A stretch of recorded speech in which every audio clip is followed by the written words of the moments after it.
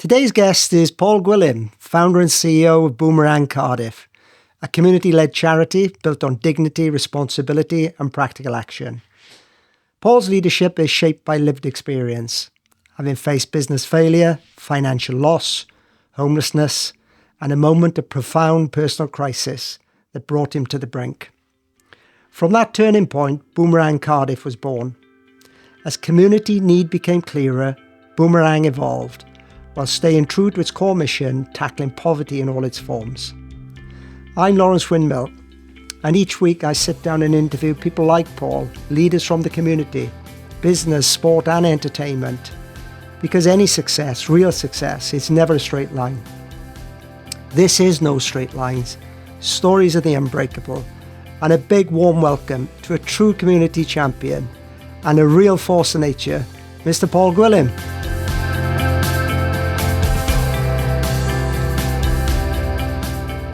Paul, it's a delight to see you again. Thanks for coming and joining us in the studio. No straight lines. I think the last time we met was down at Cardiff at your wonderful setup there in Eastmoors. Yes, thank you so much. And that's where I want to start, really, because I was introduced to you through a business acquaintance. And a lady who suggested I speak to you said, "You've got to speak to Paul Gwilym." And I didn't know anything about Paul Gwilym. I said, "Well, why do I need to speak to Paul Gwilym?" Because he would be brilliant on your podcast. Yeah, but why? He's the man who gets things done. I said, "Well, you need to explain more." She said, "Well, rather than me explain, go and see Paul Gwilym." So I came looking for you in the pouring rain. Yeah, I remember, yeah. Hello, and we sat in a lean-to, if you remember, outside in the pouring rain. I was having a cigarette. Drinking a cup of coffee. And you then started to explain to me the history behind your business, which is Boomerang. So let's use that as a starting point. Give us the backdrop to Boomerang. How did it come about? So Boomerang Cardiff is a in-work poverty charity. Right. That's where we are today. Why it started is because 12 and a half years ago, all my life I've worked in hospitality. Yeah. Hospitality, through and through, people's person, eat, breathe and sleep, that job. I had a property, renting, and the landlord he had an opportunity to sell it for cash. It was a great offer, and I was like, of course, no, I'll find something, no problem. At the time, I was running a wedding and events business. Yeah. Cash flow in the wedding and events business is very difficult in the months of October, November, December, Jan, Feb, March. In the spring, summer, cash is in and out all the time because you're busy. However, this was late November. Anyway, he sold the property. I then had a busy Christmas as well. Yeah. So I found a place. I had a dog though. And I thought, when I spoke to the estate agents, I'll be honest and transparent. So I told them, look, I love the place. I want to put a deposit down. However, I have a dog. "Oh, yeah, that's no problem. We'll just send you additional paperwork and you'll have to pay an additional fee." So where I thought I was having to pay like 1,800 quid up front, next thing you know, I'm having to find 4.5 grand up front. Wow. For the dog deposit, the 3 months rent deposit, security. And I had to then pay for credit searches. It was nuts. So I thought, well, okay, I can do this. Can you give me another 3 weeks? So I managed to speak to the landlord. I stayed in the property for an additional 2 weeks, thinking I'd get it done. However, I went to the job centre and I said, look, I've got the place now. Can you help me with the deposit? If you it's called a paper bond deposit with the council, say to the landlord, we'll give you the deposit and guarantee should this person, what's the word? Default on the rent. So because I'm working, the person behind the counter was like, you should be putting money aside for the situation you find yourself in. Me as a man, I told him where to go. I've got no idea what I'm going through. I'm just fighting for survival. So I then went away from that, went to a local charity called Track 2000 to try and buy furniture, because it was an empty property. Anyway, the furniture, it was 860 quid, something like that I came to. However, when I got to the till, it was apparent that it was 2,400 quid because I was working, where they only help people on benefits. And I thought, what the hell is going on in this city? So I could have went home to mum and dad. My mum and dad got a house, but they had my big brother at home. And next thing you know, I'm back in my industrial unit where all my stock is for the wedding business. And I'm like, what am I going to do? So at this stage, so I'm clear, you're effectively, your landlord has served notice on you from a property. Yep. You then go and try and find a property. You haven't got it because of cash flow within the business. You haven't got a bond basically to put onto the property. So you then went back to the commercial unit. Yeah. And asked the question. I went back in the unit, sat down. I said, what the hell am I going to do? That night, we'd finished work. I'd left. I went back into the car. I had a key to the gate, but not to the unit because the staff had it because they were back in 6 a.m. Yeah. So I was like, I'll just sleep in the car. Slept in the car, no problem at all. And then the next day, I thought, do you know what? I started to clear space. I'm living here. So I started to move stuff in. I'll stay at 10. I felt like I'd be there 2-3 nights. I kept looking. Went back to the job centre. Same response. Put my national. It's always your name, your national insurance number. Oh, Mr. Gwilym, self-employed. You should be. Haven't you got no money? Haven't you got no savings? Can we help you with money advice service? I don't need any of that. I don't know how. You need to know how to control my money. I need a place I can call home, so now I can start to rebuild. So there was clearly no help there. Hotels were expensive. And you were desperate at this stage? Yes, to a certain extent I was desperate, but like I've been skint in Australia with no one around, no resources, $17, and I went and found a job who provided a van to clean carpets with, and the only reason I took that job was because I was sleeping in the van. Within a week I was back on my feet earning $1,000 a week. So I'm very resilient. I know I can bounce back, but this time I'm like, I'm in my home city here. I shouldn't have to be as resilient as I am and having to bounce back when I've paid taxes all my life. And there was clearly no help. So I thought, what the hell, I'm living here. For about 3 months, I hid it from the staff. Every time we'd all leave together, I'd come back in. Until one Sunday morning. And you were renting this unit, were you, Paul? The rent off Mr. Templar. So to cover my health and safety, I told him I was a night worker due to the break-ins in the area. And it just so happens we had a break-in on the second estate next to us one night when I was living there, which we stopped and prevented. And he was cool about that. So if they saw the lights on in the night, it was, okay, there's no night worker there. And to be perfectly honest, apart from the blip I had where I stupidly had a drink on a Saturday night, Sunday woke up, I was all not depressed, because I don't like the word depression. I was down. I mean, it's okay to be down in life, but I was vulnerable. I was weak. I felt like I failed mum and dad. Like, how the hell am I going to tell those now I'm living? Look where I'm living. And it was like, this is lovely. I'm living in a metal hut, washing in a little grey bowl, eating pot noodles, and my dog's there. And I'm like, I failed my dog. I failed mum, failed dad. And I stupidly got in a car, drove to the Severn Bridge, lamppost 79. And there you go. I stood there 16 minutes. Oh my God. Just looking at the water. And I was like, and then all of a sudden a huge beep went off. And it was a lorry driver.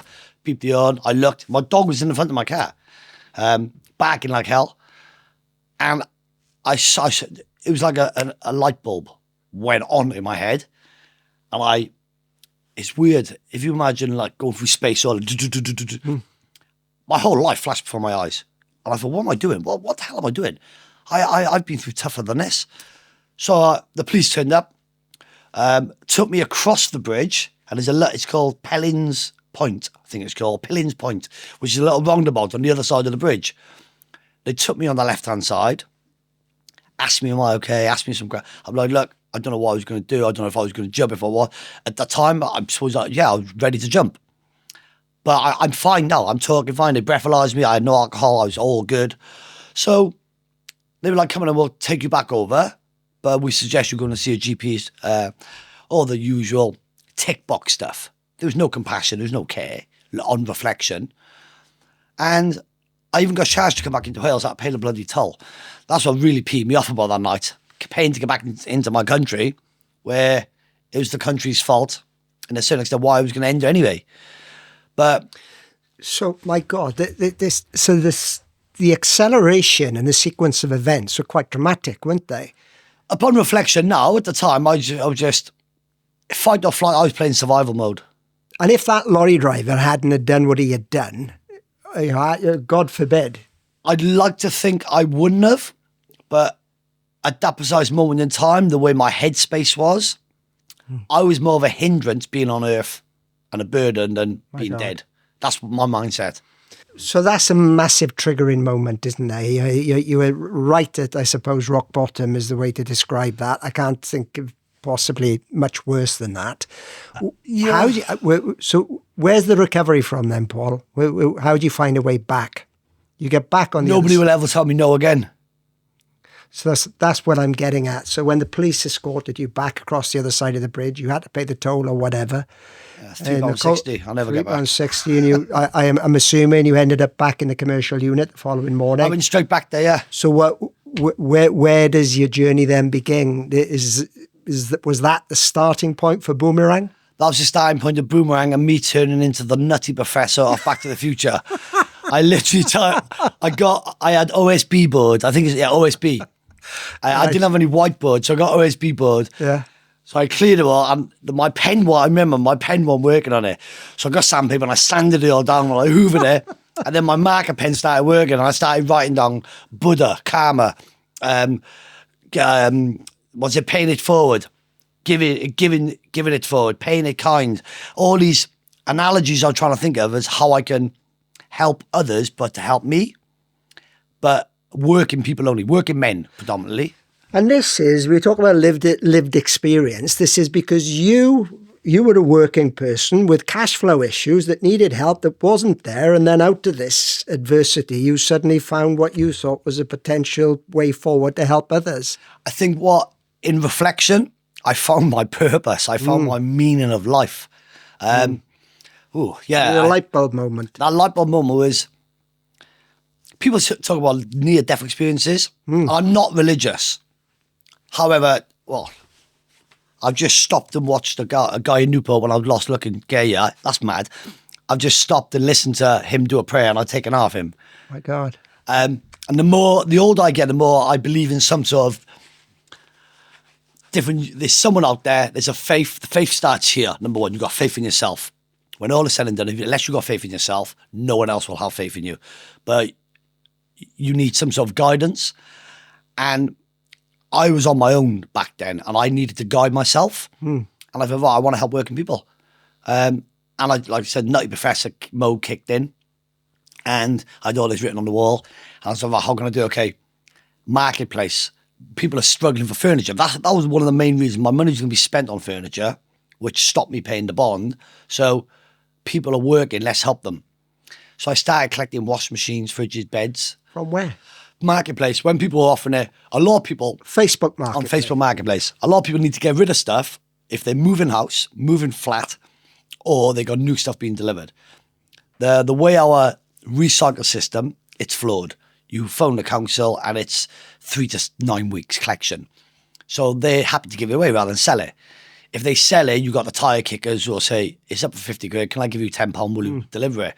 So people would rather give it away. So I started collecting stuff. And the one sort of project, if you like. With what though? Because you didn't have anything. You I had a van from the wedding business. Right. So I started just offloading. And the wedding business now is you already explained this, it's cash rich in the summer and not so cash rich in the winter. So it was dormant at this No, stage. still trading. Like taking Okay. but you take how I operate in my wedding business is £50 deposit to secure, even if you're spending 10k with me. It's 50 quid deposit.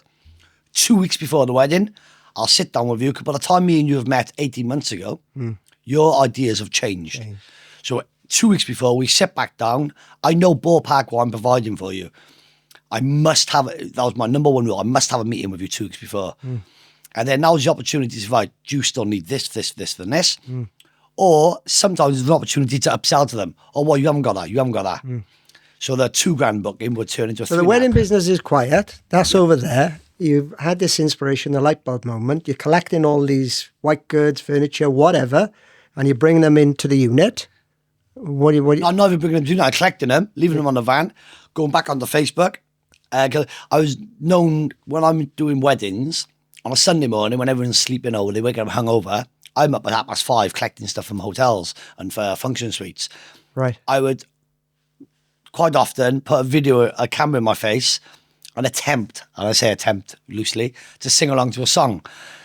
I cannot learn the words to any songs. I'm like, So, yeah, I'm a pure spacker. I'm like, and I drive in, I'm trying to sing a song. I'm totally out of sync.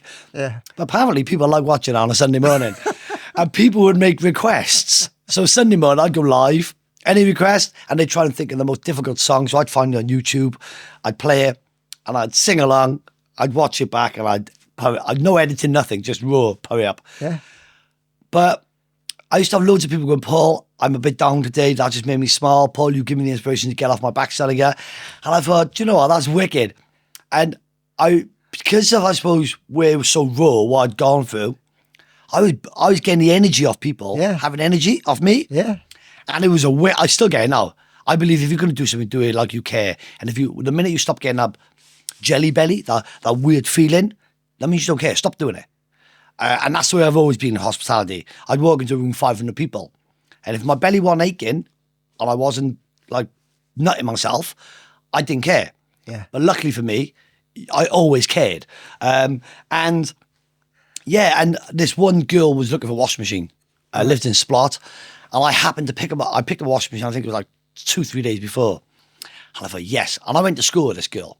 I won't name her because she's a hard-working single mother, been through hell. And I remember knocking on the door, and she's like, oh, hey, girl, how are you? I'm seeing the ages. So you still looking for a washing machine? She's like, yeah, how do you know? I said, wait there.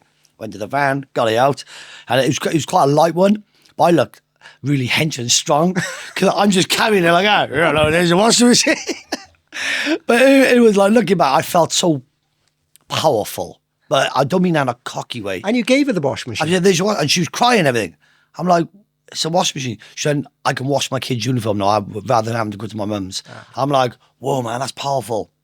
And again, like another light bulb, I'm like, if this is just one case, more people need this. Well, I went back to the wedding unit. I started to build a room within it because it was a huge open space. And I got up YouTube. I got the laptop plugged into my TV. We used to rent out TVs for karaoke DJs, stuff like that, part of the business. And I remember YouTubing how to build a stud wall. And it's telling me my 3x2 timbers, my OSB boards, and the OSB boards we had anyway, because we used to use them as backdrops and put fabrics for them. So I was like, I can build this room. It was 4.8 meters by 5.7 by about 8 foot high. Anyway, I started doing it, and my noggins were all out. My wall was like that. And my mate Akko turned up, and he thought, so what are you doing? And I opened that. This is about 4 months after living there. It's just in a big open space. So what are you doing? I said, I'm building a room. I'm homeless. I'm living here. He said, what the hell?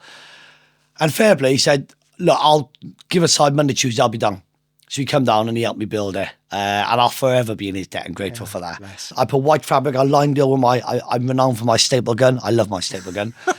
Even my birthday cake on my 40th, it was a picture of a staple gun. Because if something could be stapled, I'd staple it. And I was known as polishing turds in the wedding industry. Right. I'd walk into a rundown rugby club and I would make it look like a 5-star venue. And it's all down to with your staple gun, with my staple gun and my fabric, and how I didn't have to iron them. I just seamed it and draped it. I was really good at it, and then I said, well, I need a bigger space now. I can't put all the furniture while I'm helping people within here. So I thought, how can I do this? It just so happens my unit was there with another unit, which was Jonathan, the photo guy, and there was 2 units here, and this one was empty, and I thought, I wonder if he'll rent it to me. So I contacted the landlord, and he said, just so happens a church is looking at it. Funny enough, my solicitor's going to send you a letter next week regarding the planning permission on it.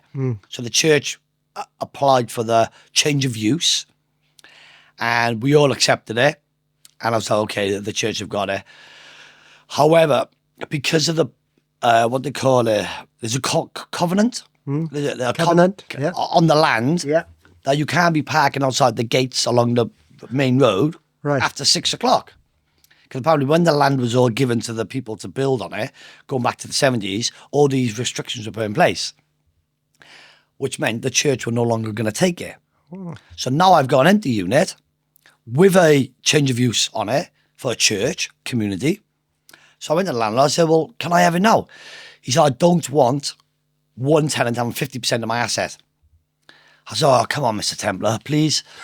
He's like, okay. So we were back and forth, and the rent was 1,650 quid. He said, you get me, it was 9 grand in total. I had to find him 9 grand, 3 months holding, 3 months rent, and then your month up front. He said, you get me that, and we can speak. I said, one condition, I can buy the unit off you within 5 years. He said, no, you'd have to buy the whole park. I was like, okay, how much? So he had a value, come back to me, give me a price. He said, I'll take into account everything you rented, and I'll take you off the cost, and I'll give you for that price. Okay, wicked. I'll do it within 5 years. This was 2016. So the idea was, it was 2,450 square foot.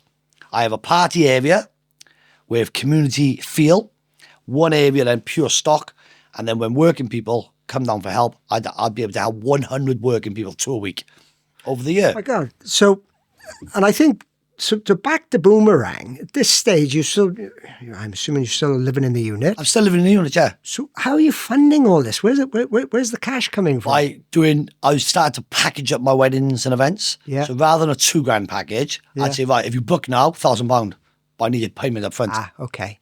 So people were getting 50% off, but pay me up front. That wedding wasn't for another 9 months or 18 months. So I raised the 9 grand. I'm so buzzy when I transferred. I just transferred you the money. I felt like a king. So you use the assets, if you like. You use the cash flow through the wedding business to supplement what you were trying to do with. I'm assuming that name wasn't even invented then, was it? This was just on it was on Facebook, Boomerang Cardiff, and yeah, the cash was coming in, the bank transfers, the checks, and I thought, right, all now into this unit. But we'll make money from the parties, which meant my staff will get more hours, and I'll still be able to help 100 people a year. Okay. That's my vision. So that name that you're wearing there very proudly on your gilet there, Boomerang, explain that this has all happened in a very short period of time. But where did that name come from? So, boomerang, what happens when you throw a boomerang out? It comes straight back to you. Mm. So rather than karma, which I learned by the Buddha and good karma and spiritual, I thought, right, call it boomerang. You throw it out. If I throw out, say, £1,000 worth of furniture today, throw it out to somebody, they may pay it forward, then they'll come back to me, then I'll do it again, and we'll just keep doing that. So I went to register Boomerang, but there was another company, which I didn't know about, which is actually a media production company. Oh, right, yeah. And which we later went on to get really good relationship with them, because I ended up knowing the woman who answered the phone, because so many people, once we established, was ringing her, wanting me, and so many people were ringing me, wanting her. So they were called Boomerang, but they were a film production company, and they were on Portmama Road. Yeah. So I think when I first done it on Company's House, it was just Boomerang. And they said about there was a name close to that. And I was like, yeah, I'm aware. I signed disclaimers about being in touch with them and stuff. So I remember doing that, going, yeah, I've been in touch with them, blah, blah, blah. Done. However, I hadn't. Yeah. But then when people were looking for Boomerang, I was like, on this again. With a charity commission, when we applied for that, we couldn't register Boomerang because Boomerang was a company in Cardiff. I was like, we'll call it Boomerang Cardiff then. Done it all, and it worked. Well, let me understand this. So you've made your landlord very happy because you've deposited 9 grand in his bank account. Yep. I'm assuming he eventually then sold you the retail park, did he? That was almost lost because when I started Boomerang, again, it was always the vision for 100 people. When I started there, the floodgates opened. We'd have 600 people in 57 days. It went nuts. Why were they coming? Coming for what? Living in poverty. They didn't have washing machines, didn't have bedding, didn't have... At one stage, I remember walking into the unit just after Christmas, and do you know the cages at Tesco get? Yeah. I must have had 30 of them full of clothes, food, bedding, bric-a-brac, and then I had just furniture everywhere. I'm like, how the hell am I going to do this? And people were bringing this to you then, were Some people were dropping off to us. I was out collecting. I used to love going out Saturday and Sundays collecting. So I'd do my wedding Saturday morning, all done. My wedding would take me 3 hours. And how was the message spreading through social media? All Facebook. All Facebook, all my crazy non-synced singing videos. Unbelievable. It was So you mad. doing Facebook Live, which Facebook is Live, you yeah. singing to whoever's As a listening, singer, I use that term loosely, attempting to mine. giving out all this positive energy, and then it's all coming back. Yeah, it was literally that. It was coming back to me so quick. And then we used to go out and feed the homeless on the streets of Cardiff, because when I was homeless, living in a unit, quite often I'd take the dog, walk into town, and I'd sit and speak to the ones who are... You've got two types of homelessness. Homeless who haven't got home. They're living in hostels, they're living in temporary accommodation, they're sofa serving. But then you've got rough sleeping homeless. And these are the guys and the girls who, for whatever reason, they're in a chaotic lifestyle. Nobody wakes up addicted to crack. Nobody wakes up addicted to cocaine, alcohol, sex, drugs. No one. It's just don't happen. It's a long duration, and there's lots of different factors. It could be trauma, it could be abuse, it could be domestic violence, it could be loads of different factors why somebody eventually is addicted. And I learned all this when I was homeless. Up until then, I used to think it's down to the person. It's not down to the person. To a certain extent, they've made bad or right choices, but the fact of the matter is, they've woke up one day and they realise their body is addicted to a substance, which then interferes with the chemicals of the brain, which means you just don't love yourself, you just hate yourself, and the only vice, the only close off from reality is that drug or substance. And we met a pair men, Tony and Rodri. And Rodri and Tony lived in a doorway. Rodri lived there for 11 years on Queen Street. Remember the old lane between Marks and Spencer's, and Marks was on the corner, and British Home Stores used to be there? Yeah. There was a fire exit. Rodri lived in that fire exit. God. But what was so special about this pair, when I didn't go out with the girls, and the girl, where I was mainly daytime, the girls would go on the night, the girls would go to them first, and we used to pack, the girls were amazing, Chantel, Debbie, and their crew. Little Hazel's like just turned 80, and she used to go on the streets when she was like 68, 70. Beautiful human beings. They'd see Rodri first. Rodri would get up, walk around town, feed between 18 and 30 rough sleepers, then go back to his place, sit there and have his food. My God. And the reason he'd done it, because he wanted to protect the girls. My God. Because he knew everyone on the streets, nobody would mess with him. Not that he was hard or violent, but there's an unsung respect when you're on the streets. Yeah. That's your area, that's mine.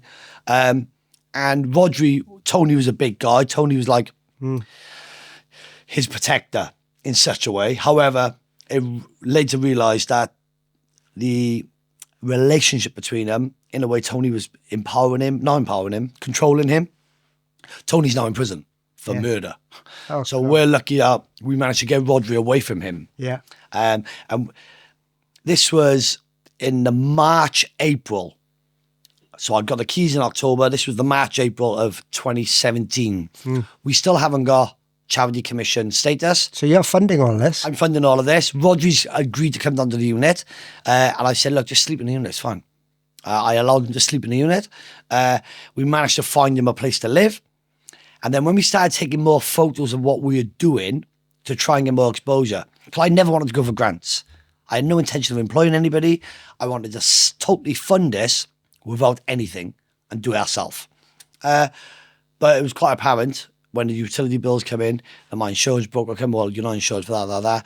Before I know it, I needed to raise $3,000 a month. Absolutely. So that was the challenge. We started doing it. And then my mum passed in the April. And mum passed, and that was a massive blow to me. You've got a photograph of your mum on the wall. Yeah, and her handprint.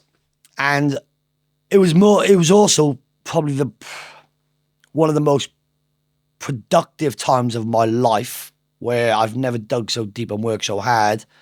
And look where I am now with Boomerang, because I worked 18 to 20 hours a day in that unit. So, my God, in terms of trying to keep pace with the way you're telling the story, and it is a fascinating story, you were, by your own admission, not cash rich. You were out there on the streets helping people. That wasn't registered, the business, as a charity at that time. You were funding it. And then something must have changed in terms of you having some luck. The charity got registered. And where did the funding then start to come from? So on May the 5th at 10 to 1 in the afternoon, 2017. 10 to 1 of you. Oh my I exactly God. know when it was. They call me Rain Man from my memory. We were at Lidstep Flats in Gabalfa. Yeah. Huge block of flats. We were going up to the 8th floor. And we took, again, helping out a working couple. Lovely couple. He just got a flat. They were both workers. And you're giving them some We're stuff? giving them free furniture. And they paid back then it was give us a donation. Nothing was sold. It was a donation. Whatever they could afford. So we're in their flat. We give them their beds, their wards, obsessive drawers. And it's his black leather 3-seater sofa, which we carried up the stairs because it wouldn't go in the lift. However, when you walk through the front door, it's an L shape. It'd go down there, but we couldn't get it turned. We were fuming, tamping. So we're like, come on, back downstairs. So really sorry, look, we'll try and get you a 2-seater. We'll be back in the week. I'll give you a ring. So anyway, as we're going down the stairs, my phone went beep, beep, beep. Charity Commission. Mr. Paul Gwilym, we're pleased to tell you, Boomerang Cardiff, no registered charity. I'm like, yes! 1172898. That's my registration number. And I'm skipping down the stairs. Me and Rodri it was. We're skipping and we're happy. We're buzzing. We got down to the van. I'm like, I know where there's a 2-seater. He said, where? In St. Mellons. So I went through my Facebook, rang. I said, you still got a 2-seater? Yeah. We went straight to St. Mellons, got a 2-seater, went straight back to that Lidstep Flats and give them their 2-seater. I'm like, this is what we do. We enable people stress-free to live today, not wait for tomorrow or for DFS to deliver in 5 weeks' time. Let's do it. And we've done it. And I think then it just snowballed. That's remarkable. It really is. It was epic. And we just started then. Tony, who was helping me build, he was a volunteer. He's become more office-based. Yeah. We're like, right, okay, we need to get your wages funded. We need to get a van. And I just started networking a bit more. And did at that time, because suddenly, you know, it's a charitable business, it's registered, you've now got to fund it, basically. How did your sort of, from a business point of view then, how did your mindset then change? How did you start to fund the charity? Did your funding lines change? Did your business plan change? I think I asked for not too much more help, because my biggest problem is always I'll sort it. Yeah. I don't ask for help. Got trustees and everything, because I was a charity. Yeah. Got trustees started speaking to those, putting more pressure on them. Go, well, we need to do this and this. And Marcella, she enabled us to open up a bank account with a Charity Aid Foundation. Yeah. That was like a rigmarole, trying to open up a bank account. I bet, yeah. So we got that done. We couldn't go for funding unless you had a bank account. And you couldn't open a bank account unless you've had funding. I'm like, we're stuck here. So anyway, Marcella managed to get us a bank account. We managed to start to apply for Tesco, £1,000, Asda, £2,000. Community initiative grants, £3,000. Utility grant, £500. Moon dance, went to those. Rebecca. Who was doing this? Were you doing this, or was somebody Me. else? You were doing it? Managed to reach out to Rebecca Watkins from Moon Dance. Who Moon Dance is the foundation founded by Henry Engelhardt. Who Admiral. What a gentleman. He's still like grafting now, even though as successful he is, he still grafts, he still helps small business and charitable. He's so charitable. And they agreed to match fund the van for us. Wow. Which then gave me belief that someone's believed in me. I'm like, wow, man, they believe that this concept working people is gonna work. Then we hit a brick wall when I went to the lottery, because it ended up into not an argument, but a hefty debate why working families haven't got fridges, because the young people around that table had no idea what it's like to live in poverty. The thing is with charity, with cancer, heart, Dogs Trust, everyone knows someone who's been through that. Everyone's got a pet. Everyone's been through an illness. When it comes to homelessness or in work poverty, people are like, well, what about it? Unless you've been through, you don't really respect it. I don't want to dwell on that point, because when I was looking at your chatting to you and just looking at your website and the structure of your business, I never realised myself that the niche that you're operating in work poverty side of it, and we talk about the cost of living crisis today. We're all seeing it, aren't we? Oh, massively. Everywhere, in terms of, you look at social media or you look at the news every day, there's always something there. In fact, today, I think it was Ed Miliband talking about cost and energy reductions over the next financial year, because people can't afford it. End of it. People can't. It's all smoke and mirrors over the government, isn't it? I think you may be right. But in Boomerang Cardiff, unless I've got this wrong, so it's homelessness and prevention of homelessness. I've got that right. Yep. Yeah. which I think is what you've honed in on here with in-work poverty and critical living conditions, and trying to support people. People who hoard, people who... a man's home is his castle. But when that castle is overrun with hoarding and mess and rubbish, you tend to start to live in squalor, feral, and you give up. So our objectives are when we get presented with somebody who identifies a person in need. Like, I had a phone call, within 10 minutes I've been at the property. And is that Cardiff City Council calling you to tell you that there's somebody? No, it could be anyone. It could be a neighbour. Relative, a neighbour, yeah. It could be a support worker in Cardiff Council. However, Cardiff Council, all the housing associations, they all have their own objectives, which they're heavily funded for. So on the last 9 months, I've sort of pulled away a little bit, because if you're not funding us to do something, why are we doing it? To carry out your objectives. I want to carry out my objectives. So with the in-work poverty and the critical living conditions, very quickly, in terms of what, give us an example of some of the things you've seen. So critical living conditions, we had a woman who's got a disabled child. Their back garden was unusable, like that mountain going up. And for him to live, he needed fresh air. He needed to get out. He had cerebral palsy. He had 3 forms of different types of autism. Constantly speaking through his pad. I had a visit, and I'm not a gardener.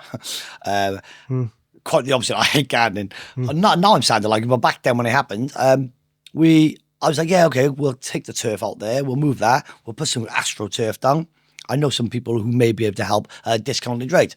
Reached out to 2 boys, Kevin Trevette, Sean McConkey. They were like, Gwilym, what are you doing? I said, this is the plan. They come round, they were like, are you what drugs you on? Are you mad? There's like 200 ton of turf here. I'm like, I'll dig. They're like, go on, man. I said, come on, boys, please. I said, look, I've not promised, but I've said, look, I'll do everything I can. This is doing everything I can. So Kevin's like, look, I'll do 3 days on the digger. Conky's like, I'll do 3 days for you as well. Managed to reach out to Fowler, Robert Fowler, who does they pick up the turf. I think 65 ton. 65 ton of soil will come out. So you've changed these people's lives. Absolutely changed your life. Yeah, they haven't had to fund any of it. You've reached out to people who you think can help. They've been inspired by the way you operate. It's like a DIY on a shoestring budget. Alive. That's amazing. It was awesome. And there's a photo we got of me, Dave, and my nephew Kyron coming and helped us. He was only young at the time, and we were drowned rats. Yeah. Typical Wales, rained.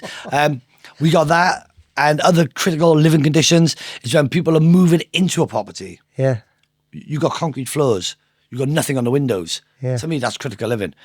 So if they don't settle quickly, why are they going to want to stay in that flat or their home?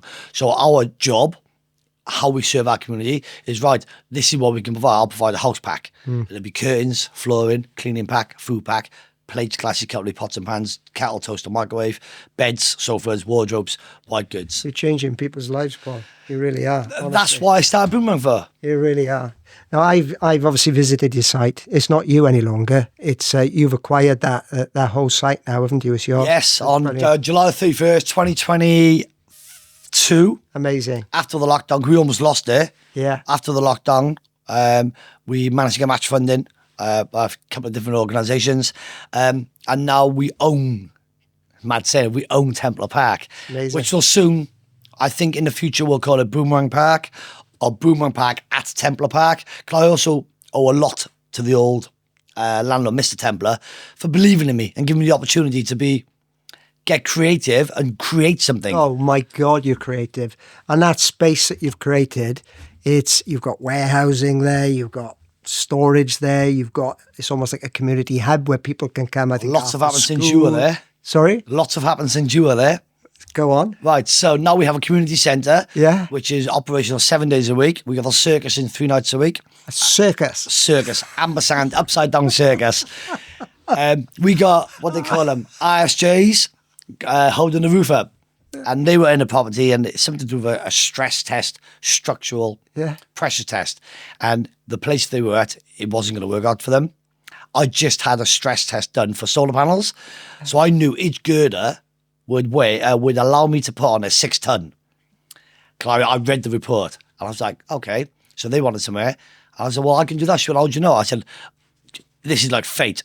I've just read a report, I can do 6 ton. So her structural engineer come out, had a look, yeah, no problem at all. Almost, they moved in last January. So this is a live performing micro circus in They got, what do they call them? tightrope? Not tightrope, hoops. Yeah. Trapeze artists. Yes. And they go up in the ceiling, and like the one, you're like, oh my God, she goes up in a hoop, and she like flicks down. It's amazing. But they train 3 nights a week. Okay. But they also train other people. It's really good for your body strength, really good for the core, and it's good for confidence building. So I've managed to empower them by them renting off us, which is helping with cash flow, and enabling us to employ staff, and they're empowering younger generation and women who want an activity. We then run a girls' club on a Thursday afternoon, 4:30 to 7:30, enabling 8 to 14-year-olds to come out and be themselves. Not like a youth club, just like a girls' club. Every time I walk in there, no boys, get out. I'm like, okay, I'm going out. This morning we had stay and play, which is messy play. So families come down with their kids, and it's about women come together, socially isolated. A lot of them are single women, but they need people to talk to. They can't go to pubs, they can't go to restaurants. So the social environment since lockdown has changed. So we're facilitating that, which is fantastic, really working. So you are a fundamental part of that community. We're becoming the heart of Cardiff, Yeah. but with a passion to serve Cardiff in a nutshell. And if an opportunity arises where I think, okay, can we sustain this? Can I employ people? And can I give people opportunities? I take them. So now we got 10 shipping containers, 40 foot each long, 9 foot 6 high, 8 foot wide, all in place. And we're building. I've got 3 studied out already. Now I know how to stud from my YouTube video, with the help of Gavin and Akko. And the installation we got delivered last week with electrics going. I've got rid of all the gas.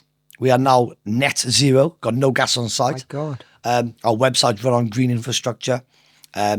So we're generating solar. We've got 258 solar panels on the roof, 106,000 kilowatt system with 30 kilowatts of battery storage in every unit, which will power the Empowering Communities Village in this 10 shipping container village. My God, I know. It's going to be epic. And when we launch, it's going to be a workshop in teaching people employability skills, enabling them to have opportunities for, like, if you want to be a chippy, a plumber, a plasterer, come down 4 hour completely free of charge, run by us, run by local businesses, 4 hour program, 6 people at a time. The plasterer might see a girl who loves plastering, think, oh, she got something. He'll then give her an apprentice, and I've got education companies who will then apply the credentials for that apprentice. I'm in talks with a busy group about alternative education. Then we're going to have a repair cafe, a library of things, human buddy benches, which if you're sat on a bench, it means you need to talk to someone. Us men are rubbish for talking. So if you're sat on a bench, it means one of my trained staff will become mental health champions. We'll identify this and go and speak to them. And if you're up there for 4 or 5 hours, I don't care. You're saving someone's life. That's why I look at it. I've got to ask you, it's an amazing amount of work that you've done there. How many people are you employing? We employ 17 staff, and we've helped 60,000 families since starting. God alive. Paul, And there's so much more to do. and I could speak to you all afternoon talking about your projects and everything else, but your story is inspirational. It really is. Thank you. So we've gone from, literally, just a quick recap, from a really dark moment, and I won't go over that. You just dug in, found a way. Subjective, not that dark when I look back. It's given me who I am today. So, But, you know, you've been very open about that, and it gave you the stimulus, if you like, to change your life. And you've done it with lived-in experience. But I think for me, the big thing that jumps out is you are changing people's lives. You know, I love the Boomerang brand. I really do. no one can help everyone, but everyone can help someone. I really like it. And I visited the site, and I can see the wonderful work that you're doing there. Thank and I you. must come back and revisit, because you're doing so much more. It's a collective team. When you got a circus on site, things are changing at a rapid pace of speed. So well done to you, honestly. Fabulous work. It's the team and the community we serve, they support us. So Pick the lineup, and I don't know if I think it probably sums you up. I hope you don't mind if I read it out. Mad. Something I picked up on for your website, and it's quoted, so I'm assuming it's from you, and it reads, "I believe in helping people properly, with dignity and respect, and building something that actually lasts." absolutely. Well, Paul, You can give a hand out. The best opportunity is giving a hand up, then you allow the person to change their life for their vision, not how I tell you to live your life. Each one of us are individual human beings. So your vision, I'll respect, and I'll give you a hand up to reach our vision. I think you're a remarkable human being, Paul. I really do. Thank you for coming to join us today. Fantastic story. Long may Boomerang continue. Boomerang Cardiff. Absolutely brilliant. Thank you so much. Inspirational story. Thanks for coming along to No Straight Lines. Keep the faith. Keep the faith, keep the belief, and remember, always pay it forward and help someone. Always pay it forward and help we live in a much better place. Absolutely. God bless you. Thank you. Thank you very much. Thanks, Paul. Oh, that 45 minutes went quick, didn't it?